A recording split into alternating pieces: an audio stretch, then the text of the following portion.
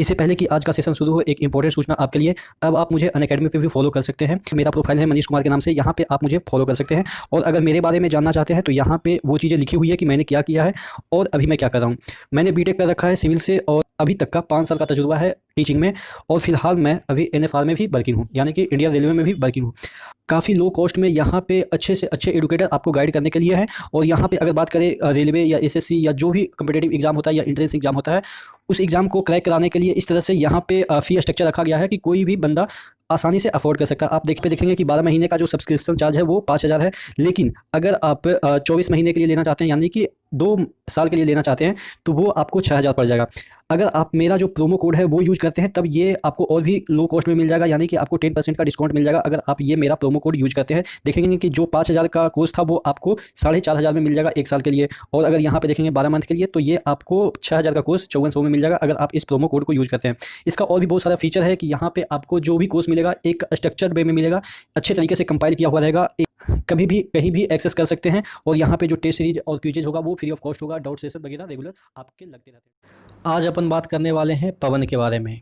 कौन कहाँ पे चलती है, क्या इफ़ेक्ट पड़ता है, किस तरह से इसको हम याद कर सकते हैं, किस नाम से जाने जाते हैं। मतलब कि ज्योग्राफी में जो आपसे प्रश्न महत्वपूर्ण पूछे जाते हैं पवन से रिलेटेड वो पढ़ने की कोशिश करेंगे एकदम से अच्छे तरीके से। एकदम से ज़बरदस्त लेक्चर होने वाला है, बने रहेगा शुरू से अंत तक। पहला क्वेश्चन की बात करते हैं, निम्न में से कौन सी स्थानीय पवन इटली में रक्त वर्षा लाती है। कहने का मतलब ये है कि कौन सी इसमें से 4 ऑप्शन दे रखे हैं, सीमुक, सामुन, सिराको, सामल। इनमें से कौन सा ऐसी पवन है कि जो कि आपके इटली में रक्त वर्षा कराती है। देखिए, सिराको एक ऐसी पवन है जो कि अफ्रीका के मतलब कि सहारा मरुस्थल से चलती है। और यहाँ से क्या होता है कि वो बालू अपने साथ उड़ा लाती है। अब बालू लाती है और उसको बीच में मिल जाता है मेडिटेरियन सी, यानी कि वहाँ से वो पानी उठा ली। बालू पानी मिल गया तो वो क्या बन जाएगा, एकदम से लाल मज़ा आ जाएगा जब ये कहाँ पे गिरेगी, इटली में गिरेगी। कहने का मतलब ये है कि ये रक्त का वर्षा नहीं करती है, मतलब रक्त जैसा दिखता है। ऐसा नहीं है कि कोई बंदूक से या छुरी वुरी से काट दिया किसी का खून निकल रहा है, ऐसा नहीं है। रक्त वर्षा इसलिए कहा जाता है क्योंकि ये बालू उठाती है सहारा मरुस्थल से और पानी उठाती है मेडिटेरियन सी से और वर्षा हो जाती है इटली में। तो इसीलिए इसको हम कहते हैं रक्त वर्षा, क्योंकि ये बालू के रंग के कारण लाल होती है। ठीक है, याद कैसे करेंगे।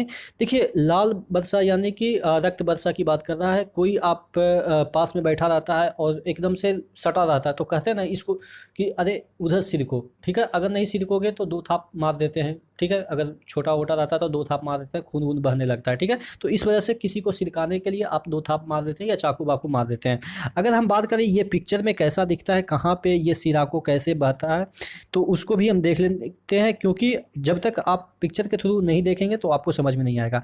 ये देखिएगा, अल्जीरिया एक देश है, सहारा क्षेत्र में पड़ता है। ठीक है, यहाँ पे ट्यूनीसिया वगैरह, लीबिया वगैरह, यहाँ से ये पवन सिराको सिरकती है ऊपर की ओर और यहाँ मेडिटेरियन सी से ये पानी उठाती है और इटली में रक्त वर्षा कर देती है, यानी कि वर्षा करती है। इस वजह से रक्त वर्षा इसको कहते हैं। क्यों कहते हैं वो मैंने आपको समझा दिया। ठीक है, अगला क्वेश्चन की ओर बढ़ते हैं। अगला क्वेश्चन भी काफ़ी महत्वपूर्ण क्वेश्चन है जो कि आपके लिए कई बार ये आपके एग्जाम में आया हुआ है। ठीक है, ये वाला क्वेश्चन आपको याद होना चाहिए। ठीक है, अगला क्वेश्चन है, 1 मिनट, ये क्या हो रहा है। अगला क्वेश्चन है, निम्न में से कौन सी ठंडी स्थानीय हवा है। देखिए, अगर ठंडी की बात करें तो मिस्ट्रियल एक ठंडी है, पेम्पिरो भी ठंडी है, बोरा भी ठंडी है, यानी कि ऑल ऑफ दीज इसका आंसर हो जाएगा। सबसे पहले हम याद कर लेंगे मिस्ट्रियल कैसे ठंडी है या गर्म है, पेम्पिरो ठंडी है या गर्म है, बोरा ठंडी है या गर्म है। देखिए, मिस्ट्रियल, अगर मिस्ट्रियल को मिष्टी से याद करेंगे कि अगर आप मिष्टी वगैरह खाते होंगे तो मिष्टी मतलब कि मिठाई, तो वो हमेशा ठंडे जगह में रहती है, यानी कि कहाँ पे रहती है, फ्रिज वगैरह में। तो इस तरह से हम याद रखेंगे मिस्ट्रियल ठंडी हवा है। पेम्पिरो भी ठंडी हवा है। क्यों? क्योंकि अगर बच्चे में पैम्पर पहनते होंगे तो हो जाता है पैम्पर में तो ठंडा ठंडा लगने लगता ना। या आप कह सकते हैं कि पैम्पर में पानी रहता है, पैम्पिरो को इस तरह से याद रखेंगे, पैम्प में पानी रहता है तो पंप में पानी रहता है तो पानी ठंडी होती है, इस तरह से। ठीक है, बोरा में बहुत सारे आपने देखा होगा कि बोरा में क्या होता है कि बर्फ़ का सिल्ली रखा रहता है, तो बोरा भी ठंडी हो गई। तो यानी कि ये जो सभी हैं वो ठंडी स्थानीय हवा है। अब देख लेते हैं मिस्ट्रियल कहाँ बहती है, बोरा कहाँ बहती है और पेम्पिरो कहाँ बहती है। ठीक है, अब इसको पिक्चर के थ्रू देखने की कोशिश करते हैं जिससे कि आपको आराम से याद हो जाएगा। देखिएगा ये वाला आपका जो चित्र दिख रहा है वो आपका पैम्पीरो का दिख रहा है। यहाँ पे देखिएगा पैम्पास वाला जो क्षेत्र है, पैम्पास, पैम्पास आप सुने होंगे, जो एक घास का मैदान है पैम्पास, यानी कि ये अर्जेंटीना और यहाँ पे ब्राज़ील में पैम्पास एक क्षेत्र है, घास का मैदान है। तो पैम्पीरो उसी के नाम से बना है। तो पैम्पीरो भी आप कह सकते हैं कि ठंडी स्थानीय पवन है, कहाँ की, अर्जेंटीना की। वैसे भी पंपास जो घास का मैदान है, तो घास में ठंडी ठंडी हवा होती है, इस तरह से भी आप याद रख सकते हैं। तो पैम्पीरो आपको याद हो गया कि कहाँ पे है, पैम्पीरो आपके पंपास वाले क्षेत्र यानी कि अर्जेंटीना में है। और भी आपको सिरक्को तो मैंने बता दिया। मिस्टियल की बात कर लेते हैं। मिस्टियल भी एक प्रकार की ठंडी पवन है जो कि आपके कहाँ बहती है, फ्रांस में। मैंने याद करवाया था आपको कि मिस्ट्री होती है जहाँ पे, वहाँ पे आप फंस जाते हैं, ठीक है। इस तरह से फ्रांस में याद रखिएगा कि मिस्ट्रियल जो है वो फ्रांस में बहती है। बोरा आप देखेंगे कि यहाँ पे एक छोटा सा देश है क्रोएशिया, जो कि वर्ल्ड कप का फाइनल खेला था फुटबॉल में, ठीक है। तो ये भी आपके बोरा जो यहाँ पे यूरोप में बहती है, ये भी आपके ठंडी पवने हैं। हरमट्टम के बारे में भी थोड़ा सा हम आपको चर्चा करके बता दें कि हरमट्टम को हम न्यू गिनी का मतलब कि आप कह सकते हैं कि न्यू गिनी का यहाँ पे जो उमस वाला क्षेत्र होता है उसको ये दूर करता है, इसीलिए इसको हम कहते हैं डॉक्टर बिंड। डॉक्टर बिंड इसलिए कहते हैं क्योंकि ये जो उमस यहाँ पे न्यू गिनी में बनती है उसको ये हटा देता है, हरमट्टम हटा देता है। इसीलिए याद भी मैंने करवाया था कि हरमट्टम को डॉक्टर बिंड इसलिए कहते हैं क्योंकि ये हर लेता है सभी का दुख, ठीक है। इस तरह से हम याद रखेंगे कि कौन से बिंड को डॉक्टर बिंड की उपमा दी गई है। तो इतना बोलने के बाद आपको बहुत सारी चीज़ें समझ में आ गई होगी। कौन कौन सी चीज़ें समझ में आ गई होगी, एक बार फिर से रिवाइंड करते हैं। एक तो समझ में आई कि कौन कौन सी ठंडी पवने हैं, ठीक है। मिस्ट्रियल ठंडी है, बोरा ठंडी है, पैम्पीरो ठंडी है। पैम्पीरो कहाँ पे बहती है ये मैंने बताया, मिस्ट्रियल कहाँ पे बहती है ये मैंने बताया, बोरा कहाँ पे बहती है ये मैंने बताया। तो यानी कि इससे रिलेटेड आपको बहुत सारी चीज़ें, एक हरमट्टम भी याद करवाया, एक सिराको भी याद करवा दिया, ठीक है।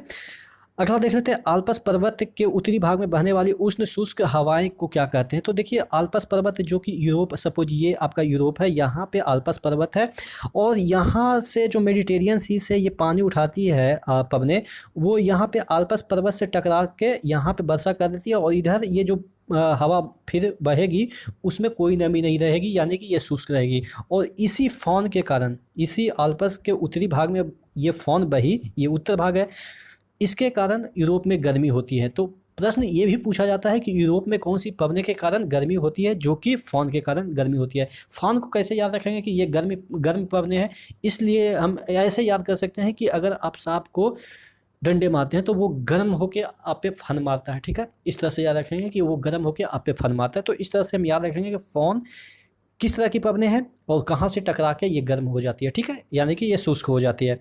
अगला बात करें, डोलड्रम पेटी का विस्तार कहाँ पे पाया जाता है। आपके ऑप्शन रहेंगे 0 से 5 उत्तरी, 0 से 5 दक्षिणी अक्षांश, या 0 से 10 उत्तरी या 0 से 10 दक्षिणी अक्षांश। तो दोनों सही है। कई बार आपके ऑप्शन मिलेंगे 0 से 5 उत्तरी और 0 से 5 दक्षिणी अक्षांश को ही डोलड्रम पेटी कहते हैं इसको, लेकिन कई बार 5 के जगह ऊपर 10 और नीचे भी 10 दिए रहेंगे, तो वो भी सही है। अगर दोनों ऑप्शन रहेगा तो आप क्या टिक करेंगे, 10 वाला टिक करेंगे, ठीक है, ठीक है। तो ये हो गया डोलड्रम पेटी। डोलड्रम पेटी को अन्य नाम शांत पवन पेटी भी कहते हैं। क्यों शांत, क्योंकि यहाँ पे जो पवन है वो शांत होती है, ठीक है। यहाँ पे ज़्यादा न तेज बहती है न कम मतलब कि स्लो बहती है, एकदम से शांत रहती है। इसकी वजह से इस डोलड्रम पेटी को अन्य नाम शांत पवन पेटी के भी नाम से हम जानते हैं। इतना बात आपको समझ में आई। अब देखिए यहाँ पे और भी चीज़ें हैं जो कि अगले क्वेश्चन में हम डिस्कस करेंगे। ग्लोब पे दाब कटिबंध यानी कि प्रेशर बेल्ट जिसको हम कहते हैं, कितने संख्या हैं। देखिए ग्लोब पे जो प्रेशर बेल्ट है वो कितनी संख्या है, 7, यानी कि 7 तरह के ग्लोब पे प्रेशर है।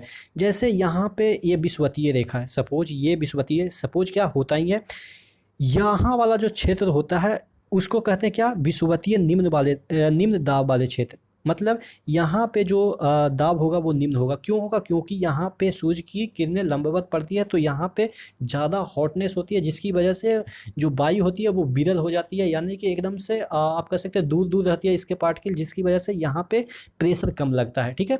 यानी कि यहाँ पे आप समझ सकते हैं कुछ देर के लिए वैक्यूम क्रिएट हो जाता है, जिसकी अब वैक्यूम क्रिएट हो जाएगा तो ऑब्वियस है प्रेशर कम रहेगा। तो यानी कि ये जो हो गया ये आपके निम्न दाब वाले क्षेत्र हो गए। कौन सा? विषुवतीय निम्न दाब वाले क्षेत्र। तो एक रीजन ये हो गया दाब का। उसके बाद निम्न है तो अब नीचे आएंगे तो उच्च मिलेगा, तो यहाँ पे उपोष्ण उच्च दाब वाले क्षेत्र हो गए। यहाँ पे ये आपका विषुवत हो गया, ठीक है, ये वाला जो क्षेत्र।